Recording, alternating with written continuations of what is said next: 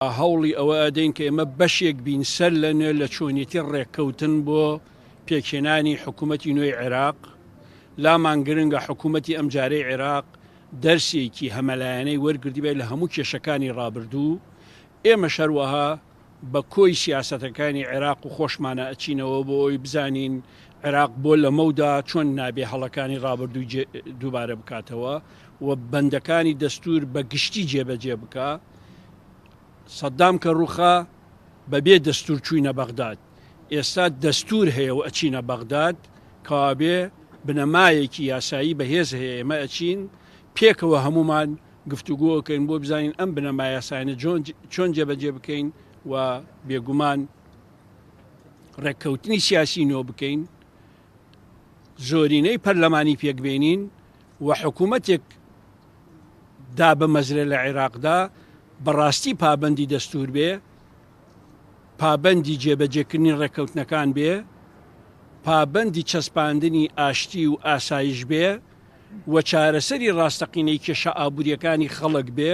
باعتقادنا أن ما طرح من وجهات نظر كان متطابقا إلى حد كبير، وتحدثنا في حركة المشهد السياسي العراقي. بەبڕوای ئێمە ئەو بیر و بۆچوونانەی کە خرانە ڕوو تا ڕادەیەکی زۆر هاوشێوە بوو. باسمان لە جموجۆڵی دیمەنی سیاسی عێراقی و پێشبینیەکانمان بۆ ئەنجامەکانی هەڵبژاردنەکان کرد. لەو بڕوایشدام کە هەمووان چەند پرۆگرامێکیان لەبارەی ئێستحقاقی قۆناغی داهاتوو هەیە. ئێمە نامانەوێت لە بەرپرسیارەتیەکانی قۆناغی داهاتوو دەرەنجامەکانی هەڵبژاردنەکان کە دادگای فیدرالی پەسەندیان دەکات خۆمان بدزینەوە کە دەبێتە بنەمایەک بۆ پێکهێنانی حکوومەتێکی نیشتیمانی. ئەو بنەمە و بەردی بناغی کە بۆ پەیوەندیە نیشتیمانیەکانمان دامان ناوە ئەوەیە کە هیچ لایەنێک پراوێز ناخرێت و هیچ لایەنێکیش مافی ئەوەی نییە ڤیتۆ لەسەر لایەنێکی تر هەبێت. واقعی سیاسی جێ هەمووانی تێدا دەبێتەوە و هەمووان دەتوانن کاری تێدا بکەن.